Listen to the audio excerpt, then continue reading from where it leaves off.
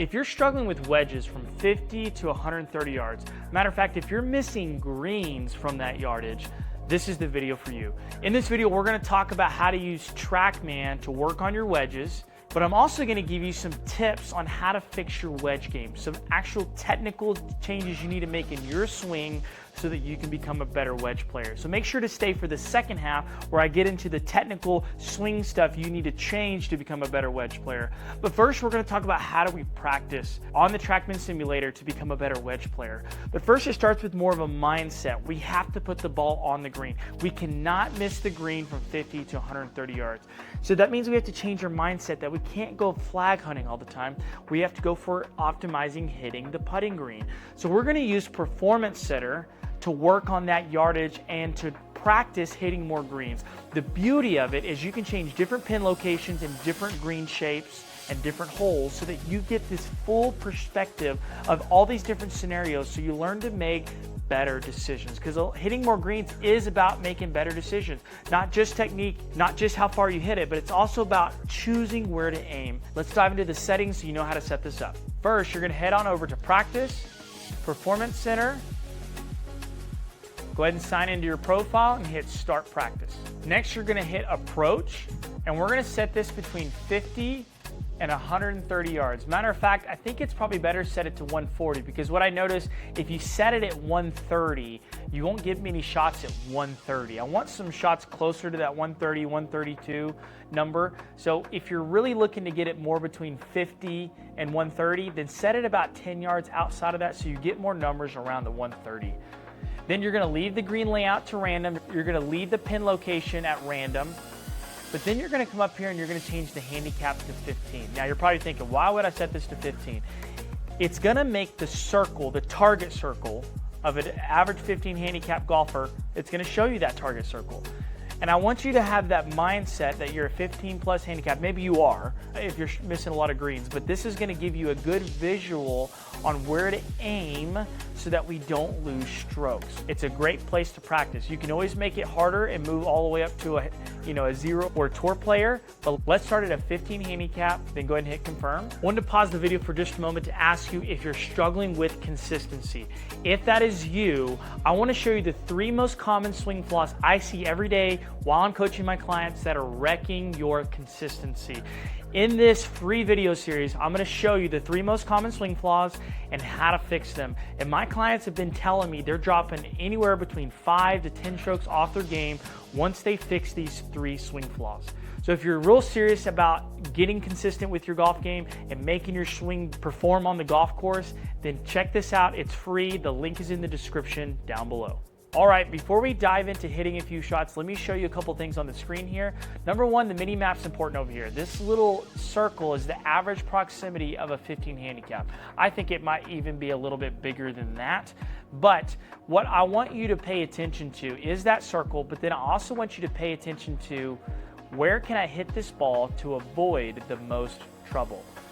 Obviously, we don't want to go into this back bunker. That's going to be dead. We would definitely want to make sure we avoid that. Now let's hit a few shots. But as I hit these shots, I'm going to walk you through my thought process on how you can use this to really get better at hitting more greens. So to start with this shot, number one thing I'm looking at is that's a back pin. There's a bunker back there. It's really narrow. I'm definitely aiming more for the front of that circle. So what you can do is you can take the crosshairs and you can actually put it where you want to land the ball. I'm going to go ahead and do that.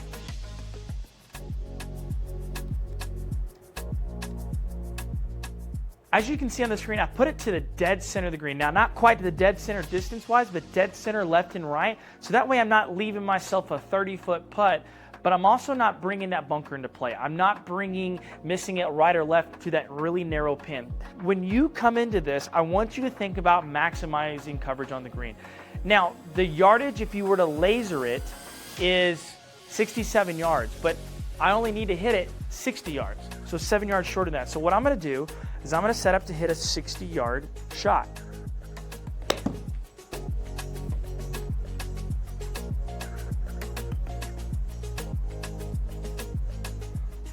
I actually ended up hitting it a little too hard, pushed it back there, but see, I made a mistake there, but I was still able to put it on the putting surface because I chose a number more conservative. If I would have chosen the number there was a chance if I would have hit it long, I would have been long, and that would have been really hard to get up and down. Those are the type of things you need to start thinking through. You're not gonna hit them all perfect. Like I hit that too hard. I didn't carry it 60 yards. I carried it closer to 67 yards. That was a mistake. I didn't mean to do that. All right, now I have a 130-yard shot, and again, to a back pin. I don't wanna take on that back pin, especially if my goal is to hit as many greens as possible. There's bunkers back there. It's really narrow. There's a lot of mistakes that can be made. Therefore, as you can see here, I chose a number that's going to put me more dead center. It's not going to take on as many bunkers. This is a tough shot because there is a lot of bunkers. But now instead of hitting a 133-yard shot, I'm hitting a 124-yard shot.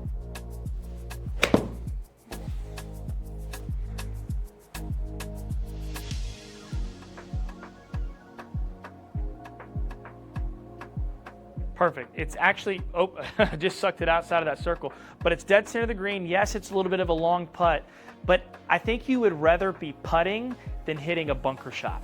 Especially if you're struggling to hit a lot of greens from this distance, you would rather be putting. So that's a better shot. Now I have a front pin. I don't want to leave this short and not have an opportunity to make a putt.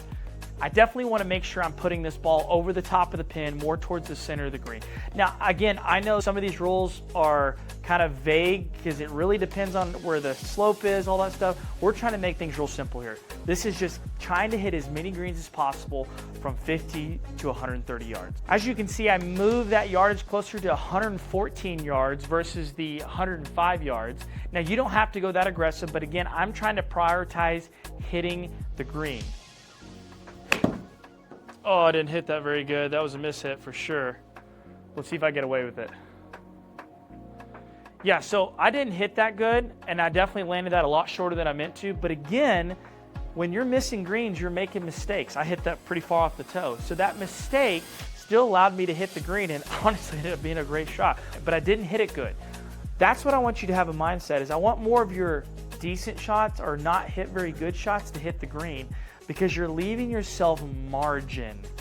That's the key. You need to leave yourself some margin so you can hit the putting surface. Because again, I would rather you putt every time to try to make par than to have to chip and get up and down every single time. On average, you're gonna score better. Final hole here, now you got a really narrow green, okay, to a front pin, and there's a lot of bunkers there. The better shot would be to put it on top of that pin. I chose a pretty conservative number of 125 versus 114. That's gonna put me over the top of the pin. It's gonna really take those bunkers out of play. And if I have a little bit of a miss hit, it's gonna be closer to the pin, okay? And if I hit it a little long, I'll still be on the green. I may have a long putt, but again, the goal is to hit as many greens as possible. Again, I hit that not quite as solid as I'd like to. So it's gonna end up a little shorter. See that? Now I am just off the edge of the green. Again, I didn't hit that very well. But again, my misses, I need to work on that apparently. My misses are putting me in better spots. Because if I'd hit that solid, I'd been over the top of the pin. But again, I'm struggling hitting off the toe today. I lost some yardage there. I gave myself some wiggle room. That's the mindset I want you to have when it comes to hitting more greens with your wedges, okay? I barely missed that green. I was on the very fringe. Obviously, it's probably not very hard to get up and down from the fringe for most of you, but what we don't want to do is missing it way off the green to chip every single time, especially from that yardage, those scoring clubs. At the very worst, we should have a par, not a bogey. Now, let's jump into the section where we're gonna talk a little bit more about technique. My first tip for you guys struggling to hit greens is you're making too big a swing. You're trying to make full swings with wedges. The best players in the world, they don't make many full swings with wedges because they want to control the flight, they want to hit it lower, and they want to control the distance. It's not about having a pretty long swing. Can I hit it straight, and can I hit the distance? That's all they're focused about. For us, we just want to make sure we make solid contact, and we want to control the distance. And making big, full, long swings makes the ball go really high. It's really hard to control distance, and I think it's harder to make consistent strike. Therefore, the first thing I want you to do is I want you to club up. So whatever club you would normally make a full swing, so this is 93 yards, I can hit a 60, 93 yards, but I have to make a full swing. Instead of making a full swing, I'm gonna make more of a 3/4 or half swing to hit at this distance, and I'm gonna be way more consistent and accurate because of that. I'm gonna aim a little left to avoid that right pin. I definitely don't wanna be flirting with that right pin. So I'm gonna make a kind of a half swing here, 3/4 half swing.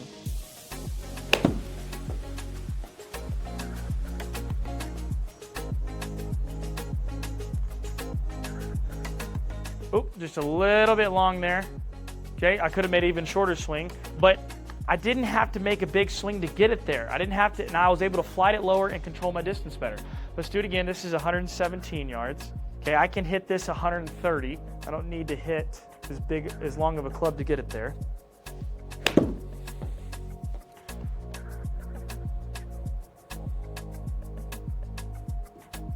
Not bad. Pin high, had a little draw on it. Same thing here, 74 yards. I could hit a 60, 74 yards, I could. But for the sake of showing you that you don't have to make big full swings to make wedges work, I'm gonna hit a 74-yard shot with my 54, which again, I can hit a 60 that far, but I'm gonna do it with a 54.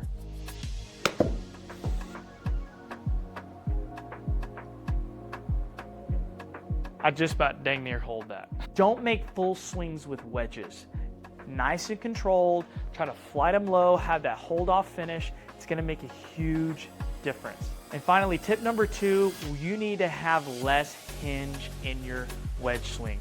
So instead of having a lot of bend with the wrist and a lot of flicking with the wrist, you need to use your body more. One drill you can do is take an alignment stick, grip it in your grip like this, and learn to keep this stick on your stomach for as long as possible. This is exaggerated, but instead of being like this really soon and then throwing it and whacking your rib cage, you're gonna work on being a lot wider. So a lot more body turn through the swing. So it's gonna look more like this. So wide, through, wide, through. So a lot more body turn. So here's a 70-yard shot. I can do it with a 50. And again, club up to get there. I'm gonna grip this just like so. A lot of body turn. I'm definitely drawing my wedges a lot today. Gonna roll almost up there, could have hit a little harder. Now I'm gonna go to, I'm actually gonna do this with it. Now a 9-iron is gonna roll, but again, in this case, the goal is to hit the green. Aim a little bit to the right, treat it like a wedge. I'm gonna go nice and wide. Land just short of the green. And then roll on. Come on, a little more, a little more, a little more. It's on the green, get in the circle. Real close. I want you to work on clubbing up, and I want you to work on body turn to get it there. That's gonna make a huge difference in your ability to hit the green, because when you add a lot of hinge and a lot of release, you're gonna hit it high. It brings in scold, chunk, fat, but when you get the body involved and you control the loft and you use your bigger muscles, it's gonna make you a more consistent wedge player. Now listen, these 2 tips are great tips. They're down and dirty, they're fast. It's not a full in-depth on how to become better at your wedges. But I think if you'll just add those 2 things and you'll practice on the TrackMan simulator, working on your course management, aiming for the larger parts of the green, focus just on hitting the green, you'll become a much, much better wedge player. I hope this is helpful. We'll see you next time. Peace.